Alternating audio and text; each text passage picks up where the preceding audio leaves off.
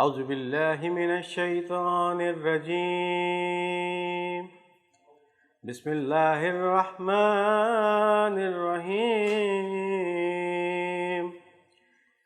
انا انزلناہ فی لیلۃ القدر وما ادراک ما لیلۃ القدر لیلۃ القدر خیر من الف شہر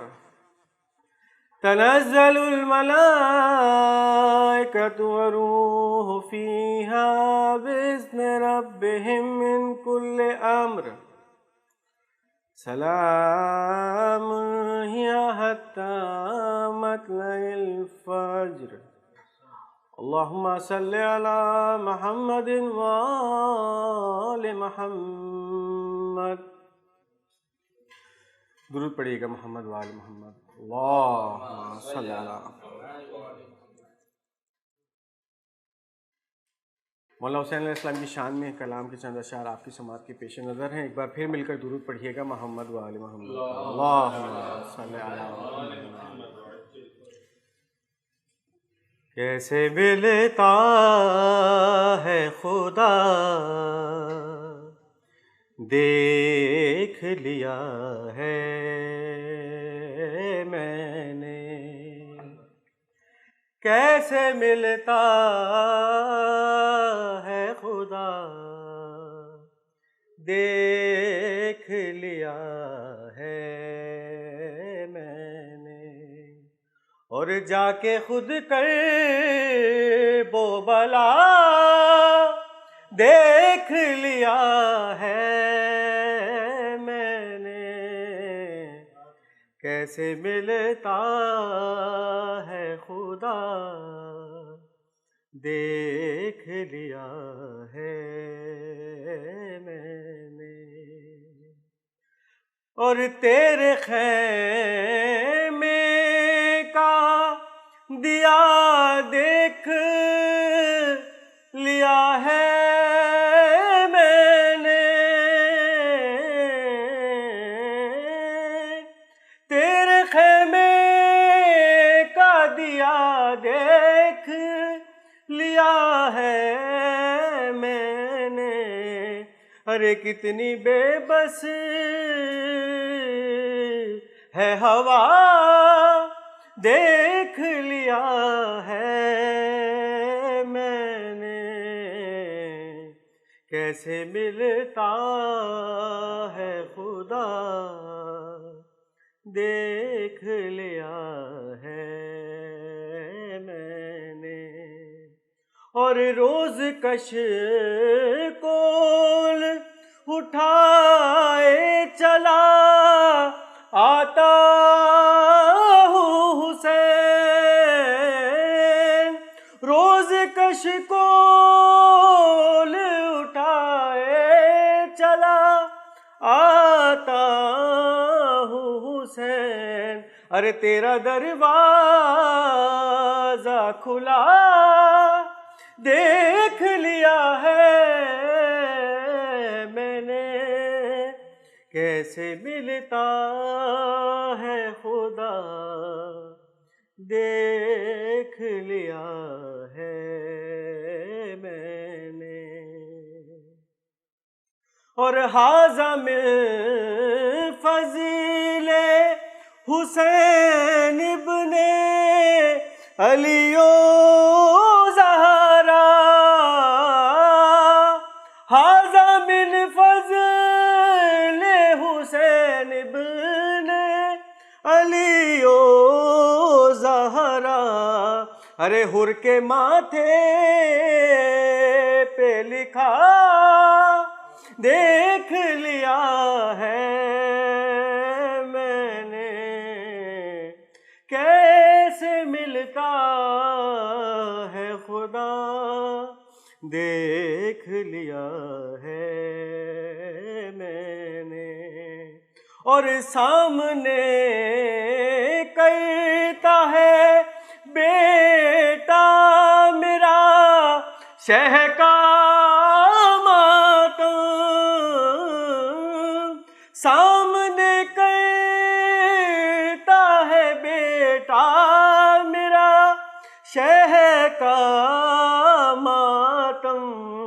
ارے کیا ہے انجام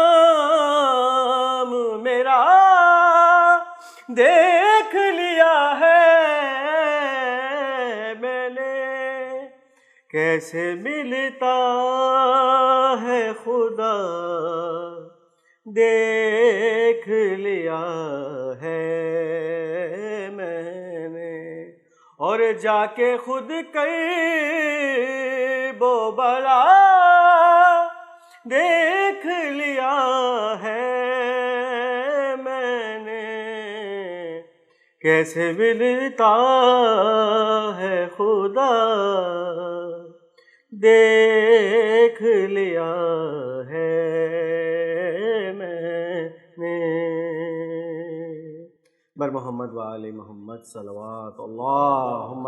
صلی علی محمد وآل محمد وسلم۔ اب میں ملتمس ہوں مولانا صاحب سے کہ وہ آئیں اور درس سے خطاب فرمائیں۔ بر محمد وآل محمد صلوات۔ اعوذ باللہ من الشیطان الرجیم، بسم اللہ الرحمن الرحیم، الحمد لأہلہ والصلاة والسلام علی اہلہ واللعنۃ الدائمۃ علی اہلہا، اما بعد فقد قال اللہ الحکیم فی کتابہ الکریم، بسم اللہ الرحمن الرحیم، قالت لہم رسلہم افی اللہ شک فاطر السماوات والارض، صدق اللہ العلی العظیم۔ 5 روزہ سلسلہ دروس کی یہ پہلی تقریر۔ ان 5 دنوں میں ہماری گفتگو کا موضوع 2 ایسے اہم ترین موضوعات ہیں کہ جن کا ہماری اس زندگی اور اس کے بعد والی ہمیشہ کی زندگی سے سب سے گہرا تعلق ہے۔ ہماری گفتگو کا موضوع اصول دین، اور اس میں بھی پہلی 2 اصلیں یعنی توحید اور عدل پروردگار ہے۔ کوشش کریں گے کہ ایک سفر کریں اور اس سفر میں میرے سامعین میرے ساتھ ساتھ ایک ایک سٹیپ اور ایک ایک منزل تک پہنچتے جائیں، تاکہ جب ان 5 دنوں کی گفتگو کے اختتام تک پہنچے تو توحید، اس کی معرفت، اس کی دلیلوں کے ساتھ ہمارے ذہنوں میں تازہ دم اور پہلے سے زیادہ مضبوط ہو چکی ہو۔ کیونکہ ہم جب فقہی مسائل دیکھنے کے لیے توضیح المسائل اٹھاتے ہیں تو مسائل کے سب سے پہلے پیج پر یہ لکھا ہوتا ہے کہ اصول دین کو از روئے بصیرت جاننا ضروری ہے۔ یعنی اصول دین اور عقائد میں تقلید نہیں ہوتی جیسے فقہ اور فروع دین اور دینی مسائل میں ہوتی ہے۔ یہاں انسان کے پاس اپنے دعوے اور اپنے اعتقاد پر دلیل ہونی چاہیے، اگرچہ دلیل کا اجمالی علم ہی کیوں نہ ہو۔ کیونکہ جب تک دلیل نہ ہو تب تک یقین تک انسان نہیں پہنچ سکتا۔ ایک شخص چھٹے امام کا ایک قریبی صحابی ابن عمار امام کی خدمت میں آیا اور پروردگار کی توحید کے حوالے سے ان سے سوال کیا۔ اس سے پہلے کہ چھٹے امام جواب دیتے، چھٹے امام نے اس راوی کو، ابن عمار کو، کہ جو امام کے قریبی اصحاب میں سے ہے اور امام سے کثرت سے روایت کرنے والوں میں سے ہے، امام نے ابن عمار کو مخاطب کر کے ایک ایسا جملہ ارشاد فرمایا جو ہم سب کو جھنجھوڑ کر رکھ دینے کے لیے اور ہم سب کو خواب غفلت سے جگانے کے لیے بہت کافی ہے۔ چھٹے امام ابن عمار جیسے اپنے صحابی کو، جو اس وقت سن رسیدہ ہیں، ایجڈ ہو چکے ہیں، اور امام معصوم کے جن کا اخلاق بہت واضح اور آشکار ہوتا ہے، وہ صحابی کو مخاطب کر کے اس کے توحید پر کیے گئے سوال پر اسے مخاطب کر کے فرماتے ہیں، یا ابن عمار، ما اقبح بالرجل، ایک انسان کے لیے کتنی بری بات ہے کہ اس کی زندگی کے 60-70 برس گزر چکے ہوں مگر وہ اپنے اس پروردگار کی معرفت کو گہرائی سے نہ رکھتا ہو، اللہ کو گہرائی سے ان ڈیپتھ نہ جانتا ہو، کہ جس پروردگار کی زمین پر وہ چلتا ہے اور اس اللہ کا دیا ہوا رزق کھاتا ہے۔ اس کے بعد امام نے پورا طویل و عریض کلام اپنے جد امیر المؤمنین سے نقل فرمایا پروردگار کی وصف اور اس کی توحید پر، کہ جیسا کلام امام الموحدین امیر المؤمنین کے سوا کوئی کر نہیں سکتا۔ اور ہم اپنے آئندہ آنے والے لیکچرز میں اللہ نے توفیق دی تو تیسرے یا دوسرے لیکچر میں ہم اس حدیث میں جو امام نے آگے پروردگار کی معرفت کو بیان کیا اپنے جد امام الموحدین سے، جسے روایت ثعلب کہتے ہیں، ینگسٹرز کے لیے اگر کوئی جستجو میں سرچ کرنا چاہے، ہم انشاءاللہ اس روایت کو مکمل پیش کریں گے۔ لیکن اس کا پہلا حصہ، جس پروردگار کا رزق کھاتے ہیں، جس کی زمین پر چلتے ہیں، کتنی بری بات ہے اگر ہم اس اللہ کی معرفت عقلی، معرفت فطری، معرفت قلبی کو گہرائی سے نہ سمجھتے ہوں، یعنی توحید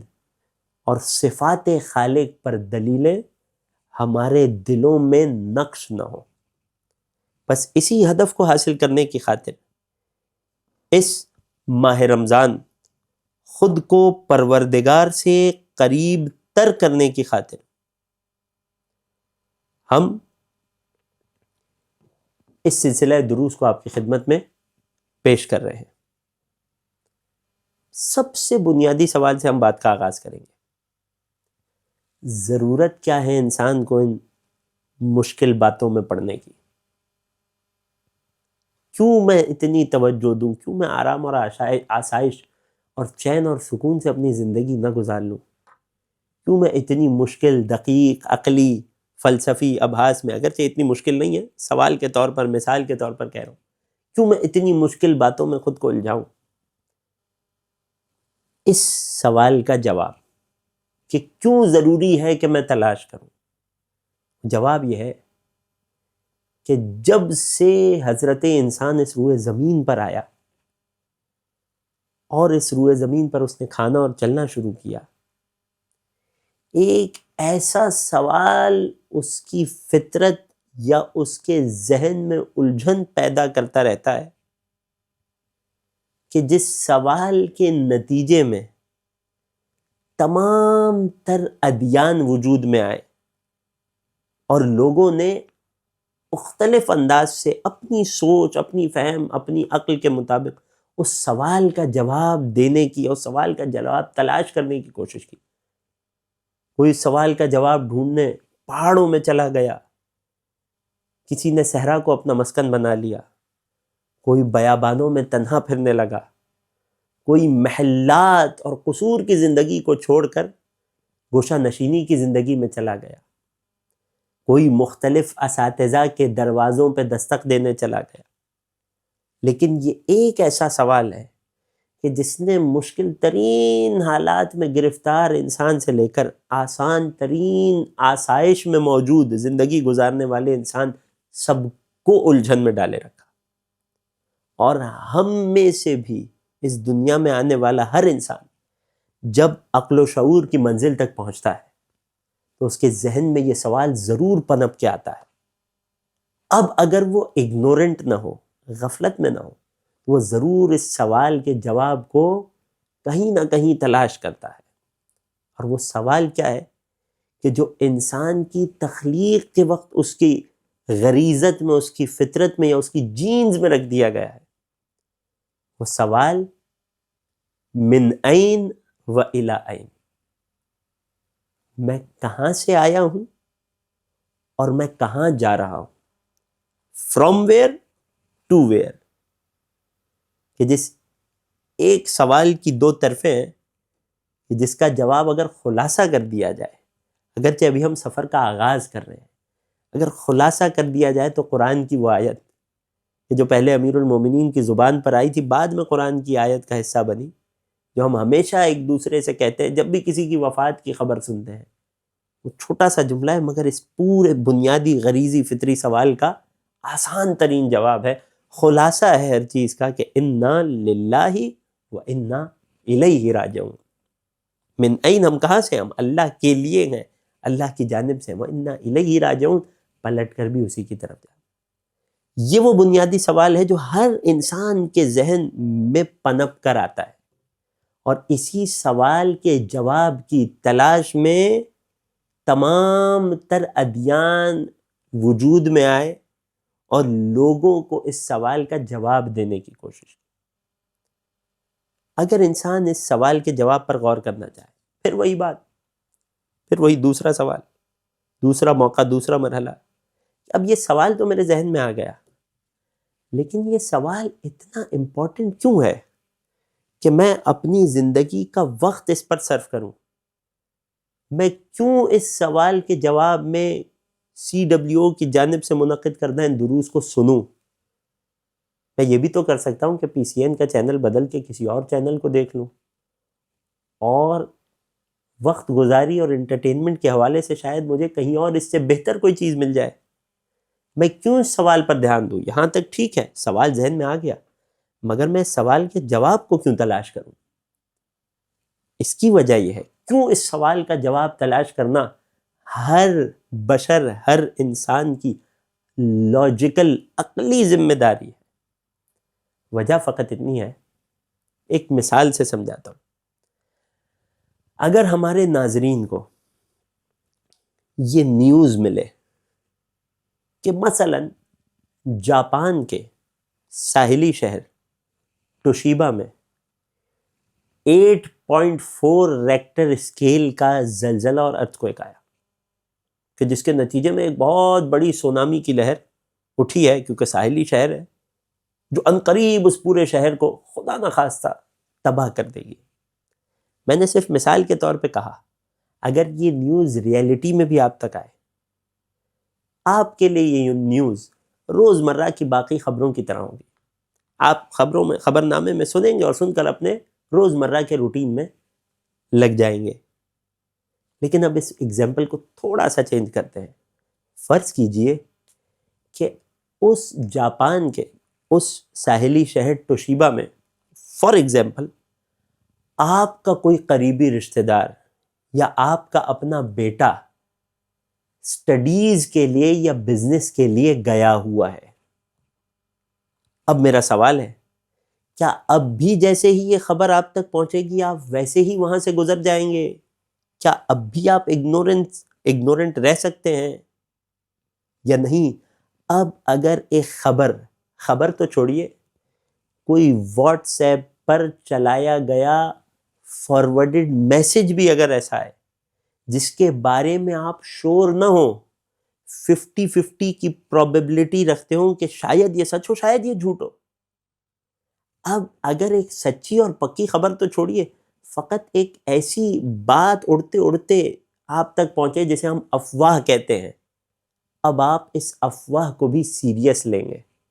اس افواہ پر بھی کان دھریں گے اور مزید خبر اور صحیح انفارمیشن کی تلاش کریں گے۔ فرق کیا آیا دونوں سچویشن میں؟ فرق یہ آیا کہ پہلے آپ پرسنلی انویسٹڈ نہیں تھے اس جگہ سے، آپ پرسنلی کنیکٹڈ نہیں تھے اس جگہ سے، آپ کو افسوس ہوتا، انسانیت کا نقصان کہیں بھی ہو انسان کو افسوس ہوتا ہے، مگر آپ ویسا دھیان اور توجہ نہیں دیتے کبھی بھی اس خبر پر۔ لیکن اب چونکہ آپ کا اپنا جگر کا ٹکڑا وہاں پر ہے، اب آپ کے لیے خوب غور کیجیے گا، بعض اوقات خبر سچی یا جھوٹی ہو یہ انسان کو پتہ نہیں ہوتا۔ جیسے ہم کہتے ہیں علمی اصطلاح میں احتمال بڑا ضعیف ہو، یعنی 50-50 کی پروبیبلٹی ہو، یا 50% بھی چھوڑیے، فقط افواہ آئے آپ کے کان میں، 20% چانس ہو، 20% کی پروبیبلٹی ہو، مگر بعض اوقات جس خبر کے صحیح ہونے کی 20% پروبیبلٹی ہو اس پر بھی انسان کان دھرتا ہے، نہ صرف کان دھرتا ہے، اس کی تلاش اور جستجو میں لگ جاتا ہے، اور انسان کا دل مچل سا جاتا ہے، پریشان سا ہو جاتا ہے۔ کیوں؟ کیونکہ جو مخبر بہ ہے، یا جس چیز کی خبر دی جا رہی ہے، جو واقعہ ہے جس کے بارے میں انفارمیشن آئی ہے، انفارمیشن کے سچے ہونے کا چانس 20% ہے، مگر وہ واقعہ بہت زیادہ قوی ہے، وہ میری زندگی میں بہت گہرا اثر ڈال سکتا ہے، وہ مجھ پر بہت بڑی تبدیلی لا سکتا ہے۔ اسے کہتے ہیں احتمال اگر ضعیف ہی کیوں نہ ہو، مگر محتمل کی قوی ہونا انسان کو مجبور کرتا ہے یعنی خبر سچی یا جھوٹی ہونے کا آپ کو پتہ نہیں ہے، مگر جس چیز کے بارے میں خبر ہے وہ اتنی بڑی ہے آپ کے لیے، آپ کے نزدیک، کہ وہ انفارمیشن اس بات کا تقاضا کرتی ہے کہ آپ جا کے تلاش کریں، جستجو کریں۔ یہ جو سوال انسان کی فطرت میں اٹھتا ہے، من این و الی این، میں کہاں سے آیا ہوں، میری ابتدا کیا ہے اور میری انتہا کیا ہے، اس سوال کے جواب میں جو باتیں انسان کے سامنے آئیں، ان میں کچھ باتیں تو بڑی سطحی ہیں۔ انسان، کچھ لوگ آئے، کچھ لوگوں نے انلائٹنمنٹ کا دعویٰ کیا، انہوں نے انسان کو اس کی زندگی کے مختلف اہداف بتانے کی کوشش کی، مختلف چیزیں بتائیں، لیکن انسان سنے نہ سنے اس کی زندگی پر کوئی اثر نہیں پڑے گا۔ مگر وہیں کثرت سے کچھ ایسے لوگ بھی آئے جنہوں نے یہ دعویٰ کیا کہ جناب آپ کو بنانے والا کوئی خالق ہے اور اس نے آپ سے کچھ چاہا ہے، اور اگر آپ نے وہ پورا کر دیا تو اس کے بعد کی ایک ایٹرنٹی، ایک ہمیشہ کی زندگی، ایک ابدی زندگی میں آپ ہمیشہ سکھ چین سے رہیں گے۔ لیکن اس کے مقابلے میں اگر آپ نے اس کی بات کو پورا نہیں کیا تو آپ کے لیے آپ کی ایٹرنل لائف میں، ہمیشہ کی زندگی میں، اس دنیا کے بعد کی زندگی میں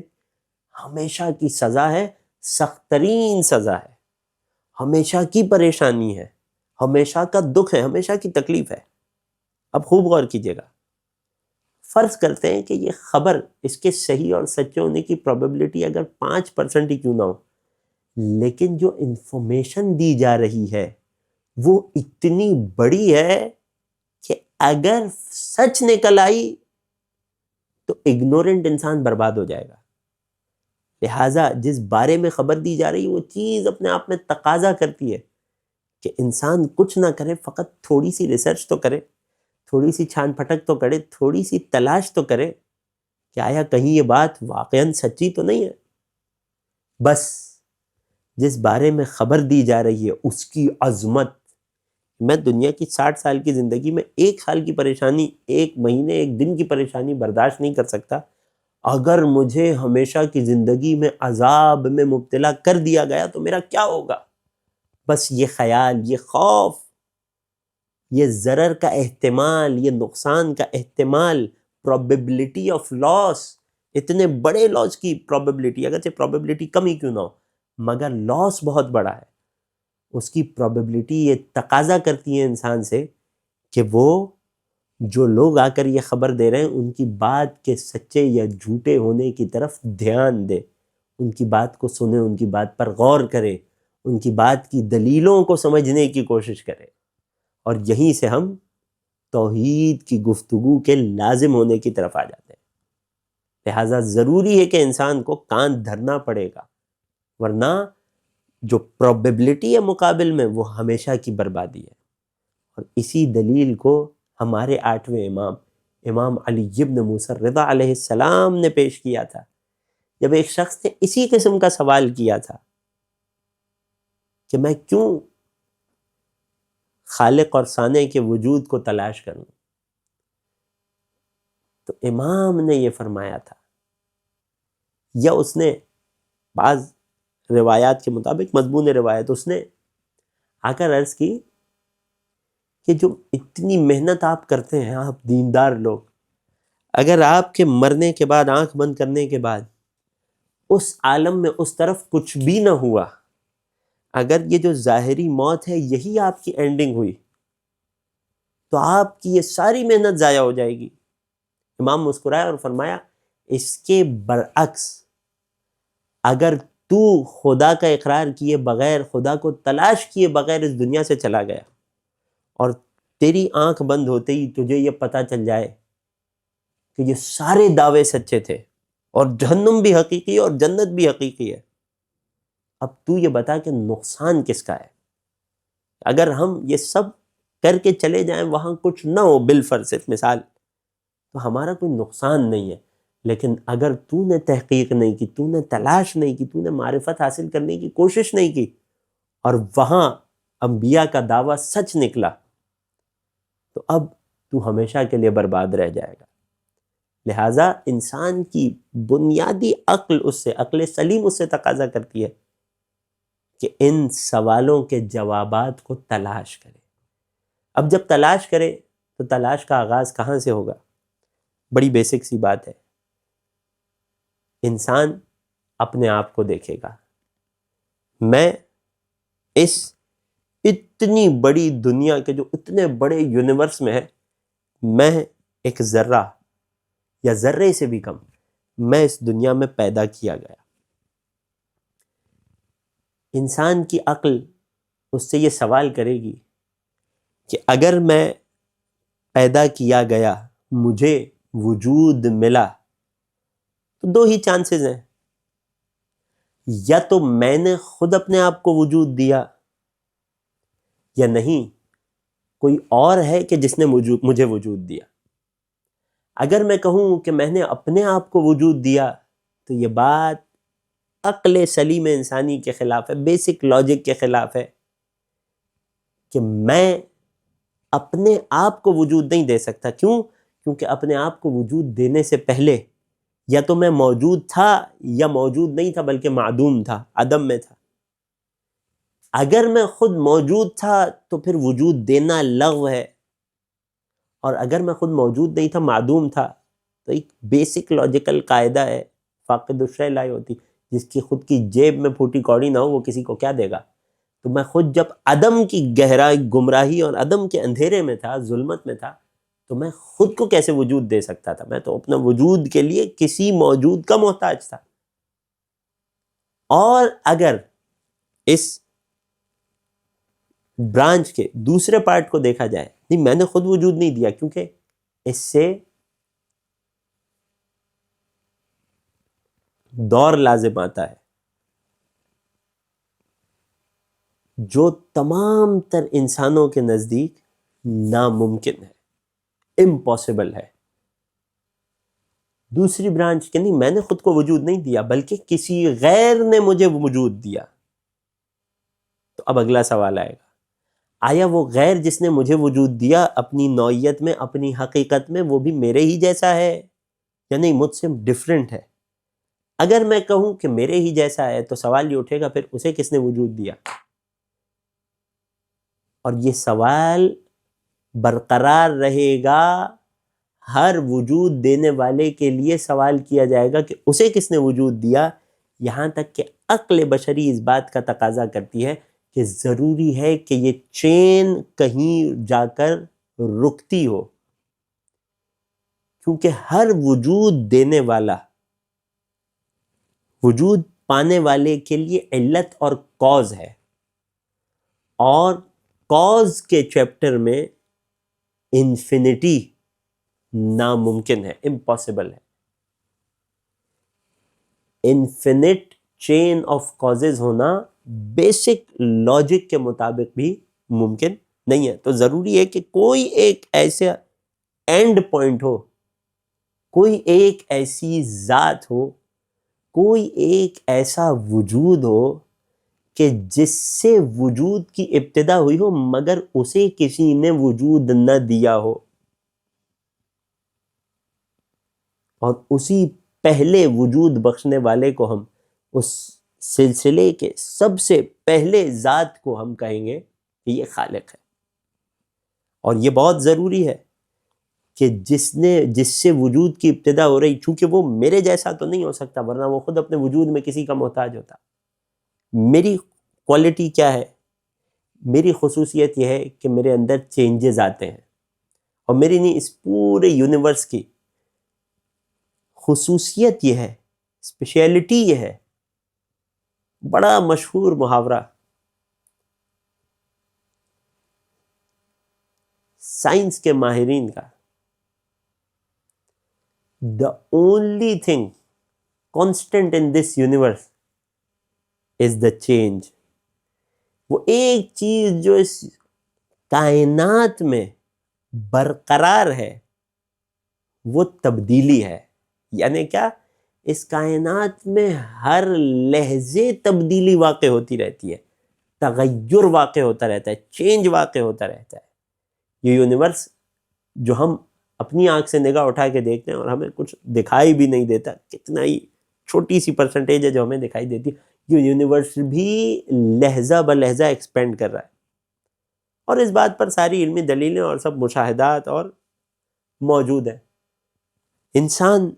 جب پیدا ہوتا ہے تو انتہائی کمزور اور ناتواں ہوتا ہے، کم سنی سے، بچپنے سے جوانی کی طرف آتا ہے، جوانی سے ادھیڑ عمری کی طرف آتا ہے، وہاں سے بڑھاپے کی طرف جاتا ہے، یہاں تک کہ مر جاتا ہے. ابتدا ہوتی ہے ایک نطفے سے، انتہا ہوتی ہے مردار پر، اور اس کے بعد بھی قبر میں کب اس کی ہڈیاں، گوشت، بدن گل سڑ جاتا ہے اور اس زمین کے، اس ارتھ کے ایکو سسٹم کا حصہ بن جاتا ہے. میں یا میرے اطراف جتنی کائنات ہے یہ سب تبدیل ہوتی جا رہی ہے. اس کا تبدیل ہونا اور اس میں مسلسل چینجنگ واقع ہونا، اور اگر ہر چیز کو انسان چھوڑ دے تو یہ ساری کائنات جس شے میں مقید ہے وہ ہے زمانہ، وہ ہے وقت، وہ ہے ٹائم، کہ جس کی حدود سے کوئی باہر نہیں جا پاتا. وہ ٹائم کانسٹنٹلی چینج ہو رہا ہے. اس وقت جو سیکنڈ ہے وہ اس سے پہلے نہیں تھا اور نہ اگلے سیکنڈ میں ہوگا. یہ کائنات اپنے زمان و مکان میں ہر چیز میں مسلسل چینجنگ کا شکار ہے، اور اس کا مسلسل چینج ہونا، اس میں مسلسل تغیر واقع ہونا اس بات کی علامت ہے کہ یہ ہمیشہ سے نہیں تھا. کوئی ایسا لحظہ تھا کہ جب یہ نہیں تھا اور وجود میں آیا، لیکن اسے خلق کرنے والا، کہ جس پر اس چین آف کازز کو اینڈ ہونا ہے، وہ اس جیسا نہیں ہو سکتا. کیوں؟ ہم نے پچھلی دلیل میں عرض کر دیا، وگرنہ اس پر بھی سوال اٹھے گا کہ پھر اسے کس نے خلق کیا. لہٰذا اس کائنات کا کانسٹنٹلی چینج ہونا اس کے عدم سے وجود میں آنے کی چغلی کھاتا ہے، اور جو پہلے نہ ہو اور بعد میں ہو جائے اس میں پوری پروبیبلٹی ہوتی ہے کہ ایک وقت آئے گا کہ وہ پھر معدوم ہو جائے گا. اسے ہم فلسفی کی ٹرم میں کہتے ہیں ممکن ہونا، جس کا وجود ممکن ہو، کہ جس ذات پر وجود کا طاری ہونا بھی ممکن ہو اور اس سے وجود کا چھن جانا بھی ممکن ہو. کوئی ایسی ذات جو اپنے وجود میں ممکن ہو، یعنی نہیں تھی سے ہونے کے زمرے میں آئی ہو، اور جس کے دوبارہ عدم ہو جانے کا پورا امکان ہو، پوری پروبیبلٹی ہو، وہ ذات کبھی اس چین آف کازز کا سٹارٹ نہیں ہو سکتی. یہ چین آف کازز کبھی اس پہ اینڈ نہیں ہو سکتی. کیوں؟ سوال کھڑا ہے کہ پھر اسے کس نے خلق کیا؟ کیونکہ وہ خود اپنے وجود میں نہ ہونے سے ہونے تک آیا، تو اس نہ ہونے سے ہونے تک کے لیے وہ کسی اور کا محتاج تھا جو پہلے سے ہو. لہٰذا ضرورت اس بات کا تقاضا کرتی ہے، عقل بشری اس بات کا تقاضا کرتی ہے، بیسک لاجک اس بات کا تقاضا کرتی ہے کہ سلسلہ، یہ چین آف کازز وجود بخشنے میں، خلق کرنے میں ختم ہو ایک ایسی ذات پر کہ جس پر کوئی تغیر واقع نہ ہوتا ہو، جس پر جو چینج سے مبرہ اور منزہ ہو، کہ جو قدیم ہو، جس کے وجود پر عدم سبقت نہ رکھتا ہو، جو نہ ہونے سے ہونے تک نہ آیا ہو. جب وہ نہ ہونے سے ہونے تک نہیں آیا، یعنی عدم کے بعد وجود میں نہیں آیا، لہٰذا اس پر یہ سوال نہیں اٹھے گا پھر اسے کس نے وجود دیا. جو ازلی ہو، جو قدیم ہو، جو ہمیشہ سے ہو اور ہمیشہ تک کے لیے ہو، اور اس ذات کو کلام اور فلسفی کی اصطلاح میں ممکن الوجود کے مقابلے میں کہتے ہیں واجب الوجود ہونا. وہ ذات کہ جس سے کبھی وجود جدا ہونا، الگ ہونا پاسبل ہی نہ ہو، کہ پھر سوال کیا جائے کہ اسے عدم سے کس نے وجود دیا. اس سے کبھی وجود جدا ہوا ہی نہیں، نہ کبھی ہو سکتا ہے. ضروری ہے کہ سلسلہ، یہ چین آف کازز ایسی ذات پر اختتام پذیر ہو. یہ دو بنیادی دلیلیں ہیں وجود خالقی، کہ جو قدیم ہو، کہ جو ازلی ہو، کہ جو واجب الوجود ہو، کہ جو ہمارے علماء کلام نے اپنی کلام کی کتابوں میں ذکر کی ہے۔ ایک تیسری دلیل جو اس کو سپورٹ کرتی ہے، اس آرگیومنٹ کے لیے ایک سپورٹیو آرگیومنٹ کی حیثیت رکھتی ہے، وہ یہ ہے جو بڑی بیسک اور سامنے کی بات ہے، جس کا تعلق انسان کے وجدان سے ہے، کہ جس کو ایسے بیان کیا جا سکتا ہے کہ ایک بادشاہ تھا کہ جس کے ذہن میں خالق کے وجود پر کچھ شک شبہ پایا جاتا تھا۔ اس کے مخلص وزیر کو اس بات کا علم تھا، اس نے چاہا کہ اس بادشاہ سے اس شک کو دور کیا جائے، اس نے کچھ نہیں کیا، بادشاہ کی نظروں سے چھپا کر اس کی اطلاع، اس کی نالج میں لائے بغیر ایک بہت خوبصورت محل تعمیر کروایا اور ہر طرح کی زینت سے اس محل کو سجا دیا۔ جب وہ محل بن کر تیار ہو گیا تو وزیر نے بادشاہ کو خبر دیے بغیر ایک دن اس کو اپنے ساتھ لیا اور خاموشی سے اس عمارت کے قریب سے گزرنے لگا۔ مگر بادشاہ کہ جب اس عمارت کے پاس سے گزرا تو چونک کر اسے دیکھنے لگا اور حیران ہو کر وزیر سے پوچھنے لگا، یہ اتنی خوبصورت اور عالیشان عمارت کس نے تعمیر کی؟ تو وزیر نے بڑے دھیمے لہجے میں بادشاہ سے کہا کہ بادشاہ سلامت، یہ خود بخود بن گئی ہے، اسے کسی نے بنایا نہیں ہے۔ بادشاہ نے طیش میں آ کر وزیر کو دیکھا اور کہنے لگا کہ کیا تم مجھے احمق بنا رہے ہو؟ یہ کیسے ممکن ہے کہ اتنی خوبصورت عمارت خود بخود بن گئی ہو، کوئی بنانے والا نہ ہو؟ وزیر نے مسکرا کر عرض کی، بادشاہ سلامت، جب یہ ایک عمارت جو اپنی خوبصورتی میں آپ کی توجہ کو اپنی طرف کھینچ رہی ہے، یہ عمارت اپنے آپ میں نہیں بن سکتی، یہ پوری کائنات جو اتنی منظم اور مرتب ہے، کہ جو اتنی خوبصورت ہے، کہ جس میں ڈیٹیل کا اتنا پاس رکھا گیا ہے، کہ جو اس انداز سے رواں دواں ہے، یہ کیسے ممکن ہے کہ یہ کائنات خود بخود بن گئی ہو، کوئی اسے بنانے والا نہ ہو؟ اس وقت بادشاہ کو یہ احساس ہوا اور اس کا خالق کائنات کے ہونے پر شک یقین میں تبدیل ہو گیا۔ اور اس دلیل کی طرف پروردگار عالم نے قرآن میں بھی اشارہ فرمایا، جب ارشاد ہوا سنریہم آیاتنا فی الآفاق وفی انفسہم حتی یتبین لہم انہ الحق، کہ اے رسول ہم انہیں اپنے وجود کی، خالق کے ہونے کی نشانیاں دکھائیں گے، فی الآفاق، اس کائنات میں پھیلی ہوئی لاکھوں کروڑوں نشانیاں جن کی تفصیل میں ہم نہیں جا سکتے، سائنس اور سائنس کے علوم ہر گھر تک پہنچ رہے ہیں، ہمارا مجمع بخوبی واقف ہے اس کائنات کے ان قوانین سے کہ جن پر یہ کائنات قائم ہے، اور ہر چیز کتنا پریسائزلی ڈیزائنڈ ہے، وفی انفسہم، اور ان کے اپنے نفوس میں، ان کی اپنی ذوات میں۔ یہ ہیومن باڈی اپنے چھوٹے سے وجود کے باوجود اپنے اسٹرکچر میں اتنی دقیق اور گہری ہے کہ یہ اپنے آپ میں ایک کائنات ہے، کہ انسان کے دماغ میں ہر لحظے ہونے والے ریئیکشنز کو اب تک انسان کاؤنٹ نہیں کر سکا، وجہ یہ کہ اس ریئیکشن کی حقیقت تک پہنچے۔ سنریہم آیاتنا فی الآفاق وفی انفسہم، ہم انہیں نشانیاں دکھائیں گے، اور یقین جانیے جیسے جیسے علم ترقی کرتا جا رہا ہے، ویسے ویسے پروردگار اور خالق کائنات کے وجود پر نشانیاں مضبوط سے مضبوط تر ہوتی چلی جا رہی ہیں، حتی یتبین، یہاں تک کہ ان کے لیے واضح ہو جائے گا، انہ الحق، کہ اس کائنات کا خالق، اس کا وجود برحق ہے، اس میں شک کی گنجائش نہیں ہے۔ عزیزان گرامی، یہ بیسک لاجک تھی کہ جس کے تحت اگر عقل سلیم رکھنے والا انسان وہم اور شبہ سے خود کی عقل کو بچا لے، پاک رکھے، صاف ذہن کے ساتھ فقط فکر کرتا چلا جائے، تو اپنی فکر کے باغ میں ٹہلتے ہوئے وہ صرف عقلی دلیلوں سے اس بات تک پہنچ سکتا ہے کہ اس کائنات کا ایک خالق ہے جو قدیم ہے اور ازلی ہے اور بے نیاز بھی ہے۔ ہم اسی توحید اور اس پر دلیلوں کی گفتگو کے سلسلے کو،